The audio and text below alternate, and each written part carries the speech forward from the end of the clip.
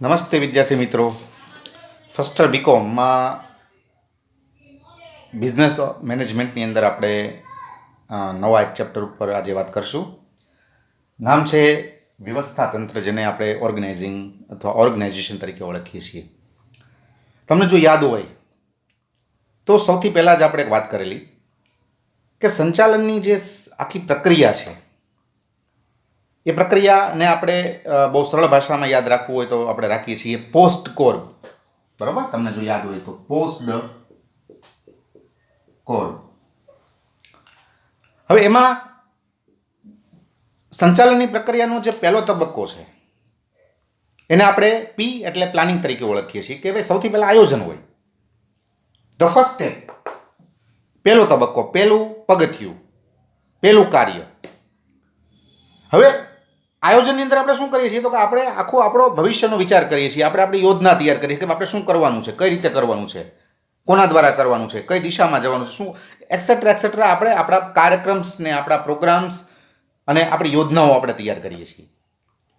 હવે આયોજન કર્યા પછીનો જે તબક્કો છે, the second stage, second step of the process of management, એ છે આપણું વ્યવસ્થા તંત્ર. આપણો અત્યારનો હવેનો કરંટ ટોપિક કે આપણે આયોજન કર્યા પછી એ આયોજનને સાકાર કરવા માટે આપણે શું કરવાનું હોય છે.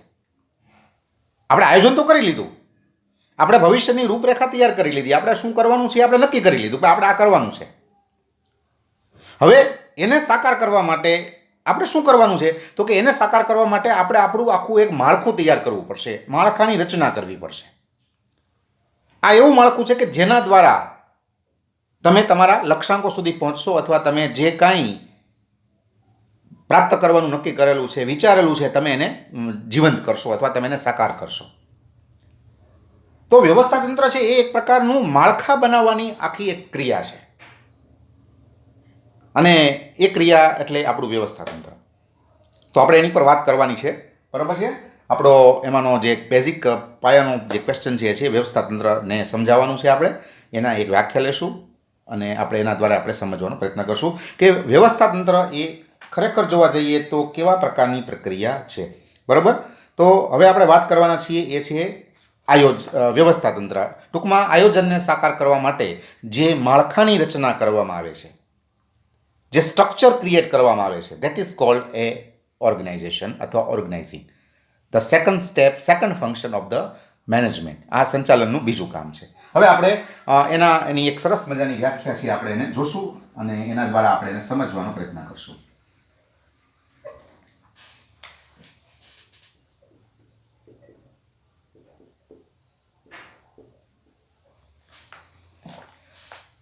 ડિક્શનરી ઓફ બિઝનેસ એન્ડ મેનેજમેન્ટની વ્યાખ્યા.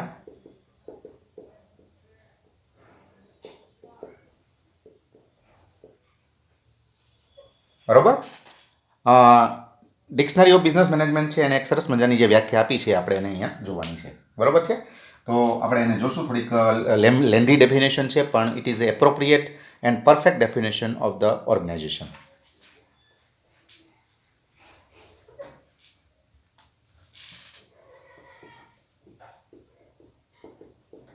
Function of organization is the process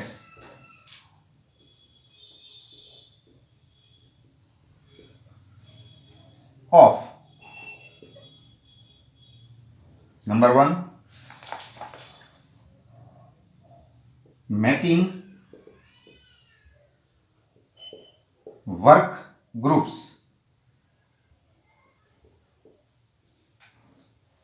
or departments. બહુ સરસ વ્યાખ્યા છે અને થોડીક લેન્ધી છે. તમે આને લક્ષણ તરીકે પણ લઈ શકો અને પ્રક્રિયા તરીકે પણ લઈ શકો. બરાબર છે, એક જ વ્યાખ્યામાં તમે આ યાદ રાખો તો તમે એના લક્ષણો અને એની જે પ્રક્રિયા છે એ પણ તમે યાદ રાખી શકો. ટૂંકમાં એક ઓલ ઇન વન જેવી આખી વ્યાખ્યા છે. બીજું, number 2, deciding about designations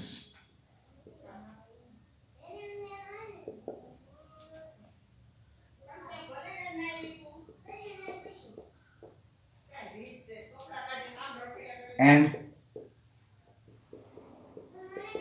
their duties,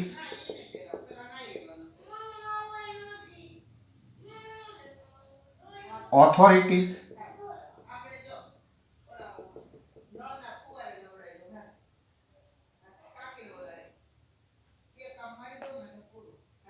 and responsibilities.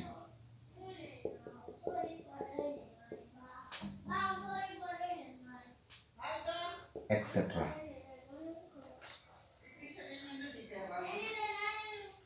in departments. બરાબર. અને ત્રીજું fixing interrelation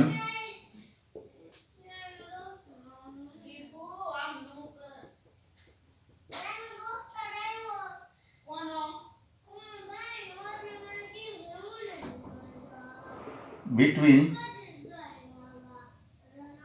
departments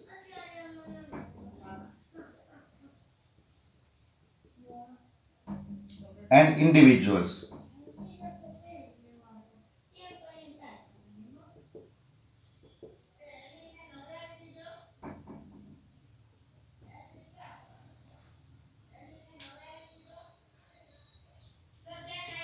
In short, to create structure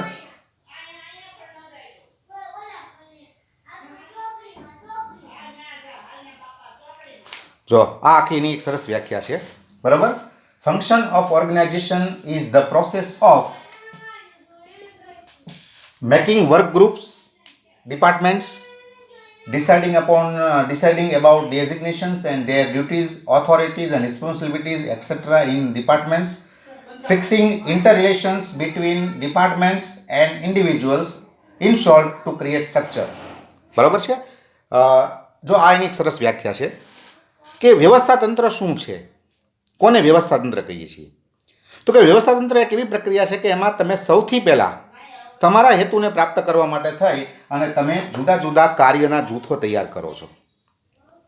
આપણે જે કાર્યો દ્વારા આપણે આપણા હેતુઓને પ્રાપ્ત કરવાના છે એ હેતુઓના આપણે સમાન ધોરણે ગ્રુપો તૈયાર કરવાના છે.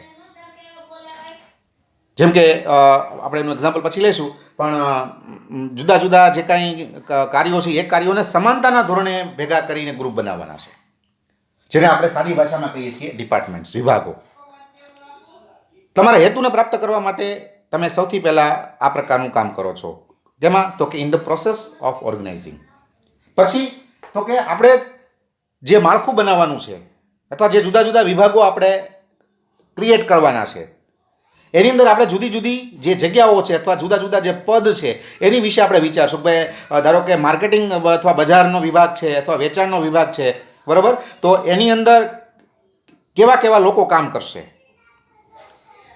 કેવી કેવી જગ્યાઓ હશે, કેવા કેવા પદ એમાં આપણે તૈયાર કરવા પડશે. પછી તો કે એની ફરજ કેવા પ્રકારની હશે, એની જવાબદારી કેવા પ્રકારની હશે, એની સત્તા કેવા પ્રકારની હશે. આ બધી બાબતોને આપણે વિચારીએ છીએ કે ભાઈ આપણા ફોર એક્ઝામ્પલ આપણે વેચાણ વિભાગ આપણો જે છે એમાં સૌથી ઊંચી પોસ્ટ અથવા ઊંચું પદ જે છે એ કોનું હશે, તો કે વેચાણ મેનેજરનું. અને એની એની ફરજ શું છે, તો કે વસ્તુનું વેચાણ કરવાની અને એની સાથે સંબંધિત બધી પ્રવૃત્તિઓને સફળતાપૂર્વક પાર પાડવાની એની ફરજ હશે. એની સત્તા કેટલી હશે, તો કે સમગ્ર વેચાણ અંગેના જે નિર્ણયો છે એ પોતે લેશે, એ એની સત્તા હશે. અને જવાબદારી તો કે સમગ્ર વિભાગની જવાબદારી એના હસ્તક હશે. તો આ રીતે આપણે જુદા જુદા પદની વિચારણા કરીએ છીએ. પદ સાથે જોડાયેલી જે સત્તાઓ છે, પદ સાથે જોડાયેલી જે ફરજો છે, પદ સાથે જોડાયેલી જે જવાબદારીઓ છે એની આપણે અહીંયા વિચારણા કરશું. અને ત્રીજું, fixing inter relations between departments and individuals. બરાબર. જુદા જુદા જે વિભાગો છે એની વચ્ચેના આંતર સંબંધો કેવા હશે, જુદા જુદા જે વ્યક્તિઓ છે એની વચ્ચેના આંતર સંબંધો કેવા હશે. જેમ કે વેચાણ મેનેજર અને આસિસ્ટન્ટ વેચાણ મેનેજર, આ બંને વચ્ચેના સંબંધો કેવા હશે, તો કે ભાઈ વેચાણ મેનેજર સુપિરિયર હશે આસિસ્ટન્ટ વેચાણ મેનેજર છે એનો સબઓર્ડિનેટ હશે, એ ઓર્ડર મેળવશે, ઓલો ઓર્ડર આપશે. જો આ બધી બાબતોને આપણે અહીંયા ડિસાઇડ કરીએ છીએ. In short, to create structure. બરોબર, એક વસ્તુ મળતો મૂકી શકો. બરોબર, ટુ ક્રિએટ સ્ટ્રક્ચર.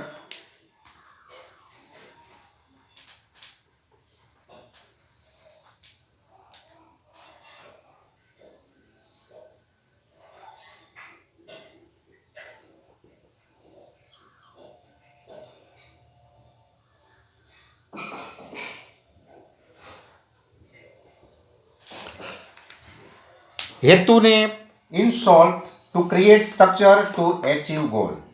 બરાબર, હેતુને પ્રાપ્ત કરવા માટે માળખાની રચના કરવી, that is called concept of organization. આ વ્યવસ્થા તંત્રનો ખ્યાલ છે. બરાબર, હવે આપણે એનું ગુજરાતી લખીએ. બરાબર,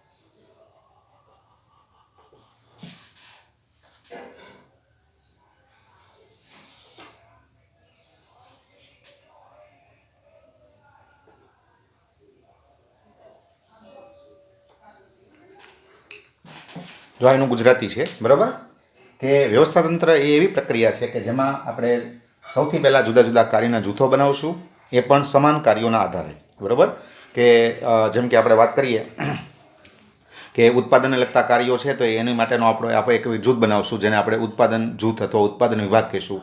પછી વેચાણ અને એની સાથે જોડાયેલી જે કાંઈ પ્રવૃત્તિઓ છે, બરાબર, એની માટે આપણે બજાર વિભાગ અથવા માર્કેટિંગ વિભાગની રચના કરશું અથવા એ જૂથની રચના કરશું. પછી હિસાબો અને જેને કહેવાય ને કે આવક જાવકનું સંચાલન, એની માટે આપણે એક અલગ જૂથ બનાવશું. બરાબર, કે જે હિસાબો મેન્ટેન કરશે, આવક જાવક છે એનું આખું સંચાલન છે એ પોતે સંભાળશે. તો એ જૂથ છે એ આપણે આખું ક્રિએટ કરશું, જેને આપણે નામ આપશું ફાઇનાન્સ મેનેજમેન્ટ અથવા નાણાકીય સંચાલન. પછી તો કે કર્મચારીઓ જે કાંઈ આપણે એકમમાં કામ કરવાના છે તો એના જે કાંઈ પ્રશ્નો છે એની સાથે જોડાયેલી જે બાબતો છે એનું સંચાલન અથવા એનું જેને કહેવાય કે બધી પ્રવૃત્તિઓ સંભાળવા માટે થઈને આપણે એક જૂથ બનાવશું કે જે પર્ટિક્યુલર કર્મચારી અને એના પ્રશ્નો છે એને હાથમાં લેશે. તો એને આપણે કહેશું ફોર એક્ઝામ્પલ HRM અથવા હ્યુમન રિસોર્સ મેનેજમેન્ટ, માનવ સંસાધન સંચાલન અથવા કર્મચારી સંચાલન.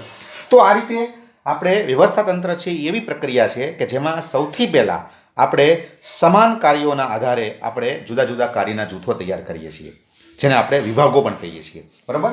પછી કાર્યના જૂથો વિચારી લઈએ પછી આપણે શું કરીએ તો કે પછી બીજા તબક્કામાં આપણે જુદા જુદા જે વિભાગો છે એમાં જુદા જુદી જે કાંઈ પદો છે, સ્થાનો છે એની આપણે વિચારણા કરશું. ભાઈ ઉત્પાદન સંચાલન છે અથવા ઉત્પાદનનો જે આખું જૂથ છે એની અંદર કેટલા સ્થાન હશે, કેટલા પદ હશે, બરાબર, અથવા કોણ કોણ એમાં કામ કરશે અને કેવી કેવી જેને કહેવાય ને કે જગ્યાઓ ઉપર કામ કરશે, બરાબર છે, અને એની જવાબદારી શું હશે, એની સત્તા શું હશે, એની ફરજ શું હશે, આ બધી બાબતોને આપણે વિચારીએ છીએ. અને ત્રીજું, જુદા જુદા જે વિભાગો છે અને જુદા જુદા જે વ્યક્તિઓ છે એની વચ્ચેના જે આંતર સંબંધો છે એની પણ આપણે અહીંયા વિચારણા કરીએ છીએ.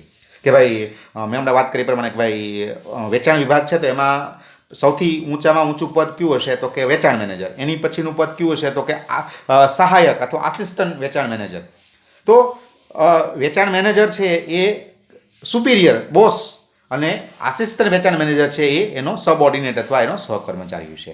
ઓલો ઓર્ડર આપશે, ઓલો એનો ઓર્ડર લેશે, ઓલો એના અંડરમાં કામ કરશે, ઓલો એની ઉપર કરીને કામ કરશે. તો આવા જુદા જુદા લોકો વચ્ચે અને જુદા જુદા વિભાગો વચ્ચેના આંતર સંબંધોને આપણે અહીંયા સ્પષ્ટ કરીએ છીએ. ટૂંકમાં છેલ્લે લખ્યું છે, ખાસ તૈયાર કરજો, બરાબર, યાદ રાખવા માટે. ટૂંકમાં હેતુ સિદ્ધિ માટે, બરાબર છે, માળખું બનાવવું. હેતુને સિદ્ધ કરવા માટે જે માળખાની રચના કરવામાં આવે છે, ફરી એકવાર, હેતુને સિદ્ધ કરવા માટે જે માળખાની રચના કરવામાં આવે છે એને આપણે કહીએ છીએ કન્સેપ્ટ ઓફ ઓર્ગેનાઇઝેશન, વ્યવસ્થા તંત્રનો ખ્યાલ.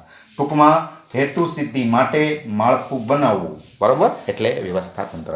તો આ રીતે તમે એનો અર્થ આપી શકો. Thank you.